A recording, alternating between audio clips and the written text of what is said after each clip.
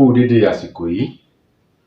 Mo kí ọkùnrin, mo kí obìnrin, mo kí ọmọdé, mo kí ẹ̀yin àgbàlagbà.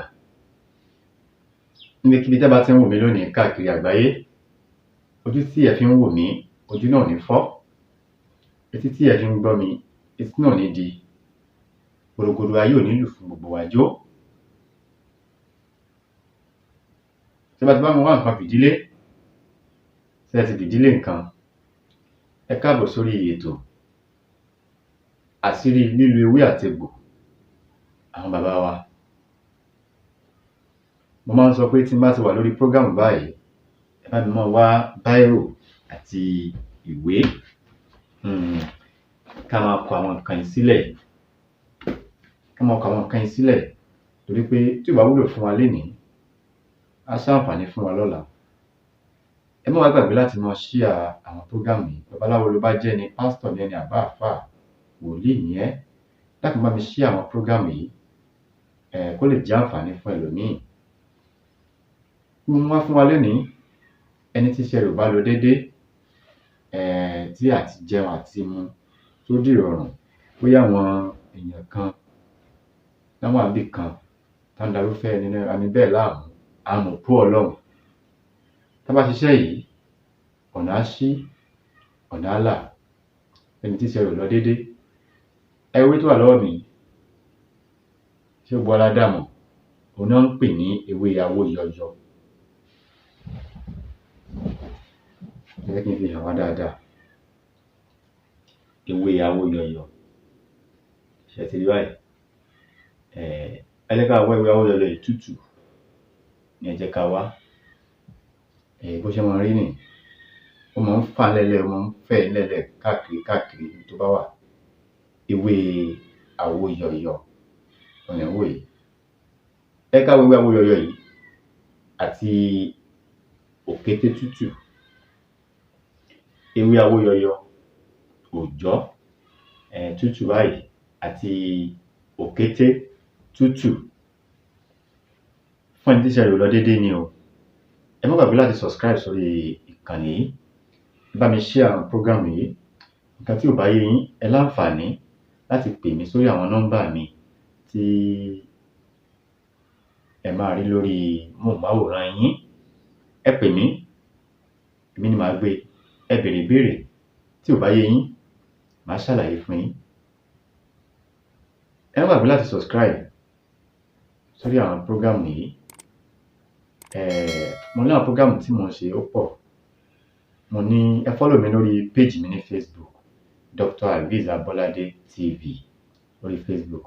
Bákan náà, Facebook Enit'Isere Abolade Oríyọmí. Ẹ follow mi lórí page yẹn náà. Instagram Dr. Enit'Isere Abolade lórí Instagram. TikTok Dr. Enit'Isere Abolade. Èyíkéyìí ẹ follow mi. Àmọ́ ẹ má gbàgbé láti subscribe sórí channel yìí ní YouTube. Òkété tútù ẹyọ kan.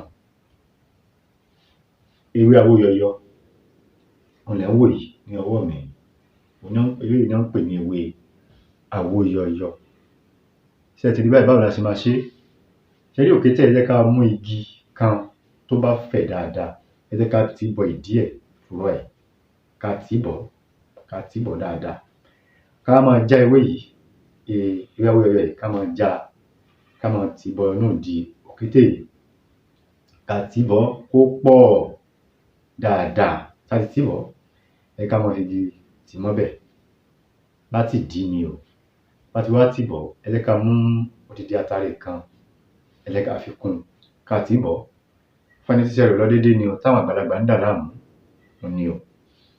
Láti tì bọ̀, ẹ jẹ́ ká wá èpo ọ̀bọ̀. Èpo ọ̀bọ̀.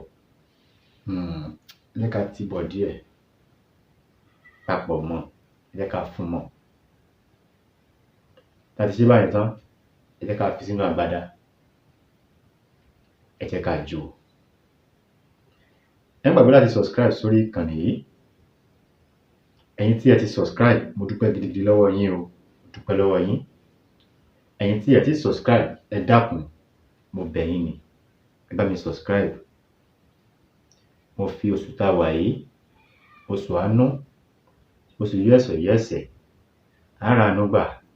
Ẹ dákun bá mi subscribe, bá mi share program yìí, bá mi like. Ẹ̀yin tẹ́ bá mi share program yìí, àkàndùn ò ní mọ́ yín lọ́wọ́ o. Aburú wá kéré ó tóbi kò ní jẹ́ pín èmi àti yín. Ẹ̀yin tẹ́ ti subscribe, ẹ dákun mo bẹ̀ yín ni kẹ́ lè ránṣẹ́ yìí lọ́wọ́. Bá mi subscribe. Níbikíbi tẹ́ bá ti ń mówó láti fi máa ra data tẹ́ fi ń wò mí, ọwọ́ yín ò ní kan ìsàlẹ̀ àpò. Àpò yín ò ní gbẹ o. Àpò sásámùrà kì í gbẹ. Àpò yín ò ní gbẹ. Ẹ wá nínú kan tán kẹ́ ẹ torí kan.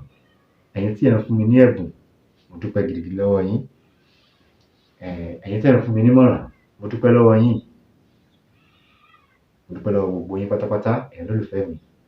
Ẹ̀yin tí ẹ ń sọ fún mi pé àwọn àṣírí tí mo ń fi kalẹ̀ yìí ẹ ti ṣe é, ó rí bẹ́ẹ̀. Ẹ má wá dúpẹ́ lọ́wọ́ mi. Ọlọ́run Elédùmarè òun ni kẹ́ ẹ dúpẹ́ fún. Torí mo sọ fún yín pé gbogbo àwọn nǹkan yìí tested okay ni. Nǹkan tí à ń ṣe ni. Ẹ bá wo ọ̀dọ̀ mi ń bí, ẹ wò, ẹ ti rí ọlọ́kan òjọ̀kan báwọn àṣírí yẹn ṣe wà nìyẹn. Kò ń ṣe àròrísọ rárá. Ọ̀pọ̀lọpọ̀ ẹ̀yin olólùfẹ́ mi, àmì á pè mí, wọ́n á ní mo ti rí àwọn nǹkan yìí pé ṣé mo kọ́ ni.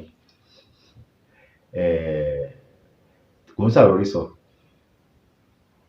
kì í ṣe àfọ̀sánwọ̀. Ẹni tó bá mọ̀ mí dáadáa, bàbá tó bí mi, ní ẹ̀yin olólùfẹ́ mi, ẹ̀yin tẹ́ ẹ mọ̀ mí délédélé, ẹ mọ̀ iṣẹ́ tí bàbá mi ṣe. Àwọn tó mọ̀ mí délédélé, wọ́n mọ iṣẹ́ tá à ń ṣe náà dẹ̀ wá. Bàbá mi ò ní nǹkan méjì tán ṣe ju kán fi ewé àtegbò kán fi tọ́jú èèyàn lọ. Gbogbo wa táwọn lo ewé àtegbò tá fi ń tọ́jú èèyàn, tá fi ń gbà yàn lẹ̀, Ọlọ́run Elédùmarè á máa ṣàánú àwa náà. A ní kàn nínú iyọ̀, a ní kàn ṣòro. Ìdààmú ó kéré ó tóbi kò ní jẹ́ pín wa lágbára Èdùmàrè. Ẹ má gbàgbé láti subscribe sórí ìkànnì yìí, ẹ bá mi share program yìí. Babaláwo ló bá jẹ́ ni, pásítọ̀ ni àlùfáà, wòlíì, èyíkéyìí tá bá jẹ́, dákun bá mi share yìí, kó lè jẹ́ àǹfààní fún ẹlòmíì. Ṣáà ti jó, ẹ jẹ́ ká lọ̀. Ṣáà ti lọ̀, ó ti kúnná. Báwo la ṣe máa ṣe? Ní alẹ́ tí a bá ti fẹ́ sùn, ẹbu tá a lọ̀ yìí ẹ ká máa fi fọ́ ẹ̀kọ. Ẹ̀kọ tútù ni.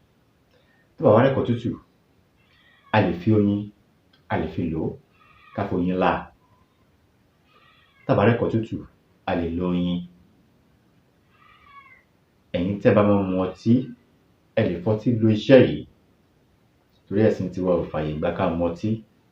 Àmọ́ ẹ̀yin tí ẹ bá mu ọtí, ẹ lè fi ọtí, ẹ lè fi lo ẹbu yìí. Kò sáburú ń bẹ̀ fẹ́yin tí ẹ bá mu. Àwa tá ì bá mu tí, ẹ jẹ́ ká lo ẹ̀kọ tútù tàbí oyin. Àdúrà wa ó gbà. Gbogbo ayé ò ní gbogbo wa jó. Ìbànújẹ́ ó kéré ó tóbi, kò ní ṣẹlẹ̀ Sunday wa. Bàtà òfò, wọn ò ní bọ́ sẹ́nu ọ̀nà wa. Níjọ́ tí ebi bá ń palé, a ní sí nílé. Níjọ́ tí ebi bá ń pa ọ̀nà, a ní rìn lọ́nà. Áyán ò ní yẹ́ wa, ọ̀nà ò ní nà wá. Gbogbo ayé ò ní gbogbo wa jó. Ẹ dákun, bá mi subscribe, bá mi share program yìí, ẹ bá mi like. Nígbà tí ò bá yé yín, ẹ bèrè ìbéèrè. Ẹ lè fẹ́ pè mí sórí àwọn nọ́mbà mi 08039336675, 08039336675 tàbí 08146616371, 46616371 tàbí 08053133142, 53133142. Ire o, ó dìgbà kan náà.